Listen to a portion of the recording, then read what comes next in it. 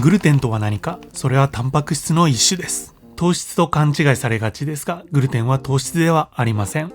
ここ数年よく耳にするグルテンフリー、主に小麦などに含まれるタンパク質の一種であるグルテンを摂取しない食事法のことです。もともとセリアック病、小麦アレルギー、グルテン過敏症の人にとっては必要な食事法です。健康や美容目的でも注目されています。有名な話でテニスのジョコビッチ選手がグルテンフリーで大成功した例があります。才能があるにもかかわらず、体調不良や疲労感が抜けないなどの症状がありました。その原因がグルテン不対症と分かり、グルテンフリーの食事療法をした結果、体調は驚くほど改善し、テニス4大大会のうち3つを制覇するなど、絶対王者となれたそうです。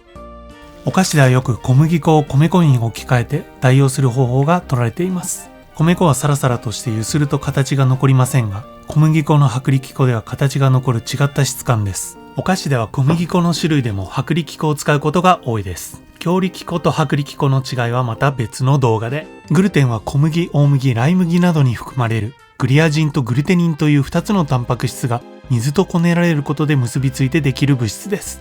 最初からグルテンがあるわけではありません。パンのふっくらした膨らみやうどんのもちもちとしたコシはこのグルテンの働きによるものです。これはあくまで AI で生成したイメージですが、これぐらいの差が出るような印象です。あれ？でも米もネバネバしてるし、少しはグルテン入ってるんじゃないの？と思う人もいるかもしれません。しかしお米のネバネバはアミロペクチンというでんぷんの一種です。でんぷんは糖質であり、グルテンではありません。では本題のお菓子に与える影響を見ていきます。小麦粉を米粉に変えてどのくらいの差が出るのか実験をしてみました。これは以前作ったココアシフォンケーキ。ここで使った小麦粉を米粉に変えて実験しました。最初の工程で粉類をふるいますが、ここで使った小麦粉を米粉に変えました。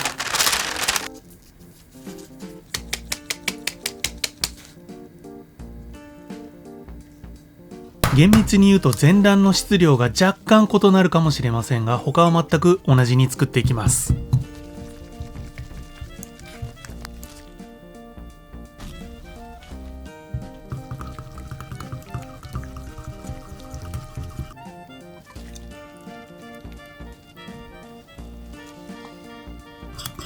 粉類と水を含む液体を混ぜるこの工程の時に、小麦粉の場合多少なりグルテンは発生していたのかもしれません。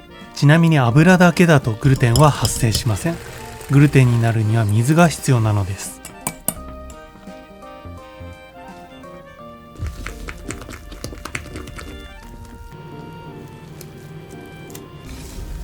この生地の最終段階、小麦粉で作った時よりも若干緩くなったと思います。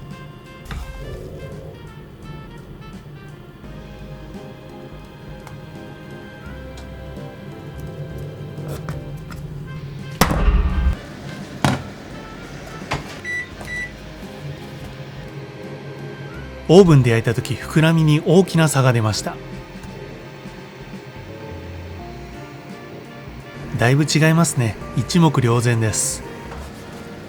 いい匂いですね。あとは 3,4 時間冷ましてカットして食べたいと思います。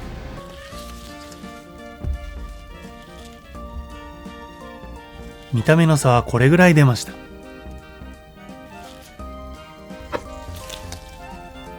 2センチぐらい隙間が空いています。盛り上がったところは1センチぐらい。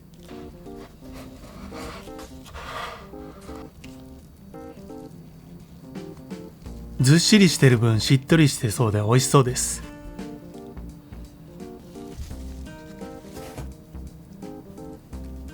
しかしカットするとあら不思議、その差があるのかどうかも全く分かりません。もともと小麦粉を練ってしっかりとグルテンを発生させるようなレシピではないからなのか、断面の気泡サイズの差は多少あるくらいでした。しかし手に持った感じはずっしりとした印象はあります。小麦粉と比べて噛むともちもちした感じですが、ポロポロと崩れやすい印象もあります。今回のレシピではそこまで大きな差が出なかったので、この差を言い当てられる人は少ないかもしれません。今回の実験、一番大きな差を感じたのはホールケーキが焼き上がった時でした。カットしてからと食べた時には食べ比べないと差は分かりませんでした。体質的にグルテンフリーをお望みの方は、この漢字のレシピの場合、米粉に変えても良いと思います。今回はグルテンフリーがお菓子に与える影響を実験しました。個人的にもグルテンのことは気になっていたので、改めて調べて勉強になりましたね。皆さんの方でも何か今回のようなお題があればコメントでお知らせください。次回はチョコ業界のあの言葉の闇についてもっと詳しく調べたいかな。それでは皆さん、カカオー。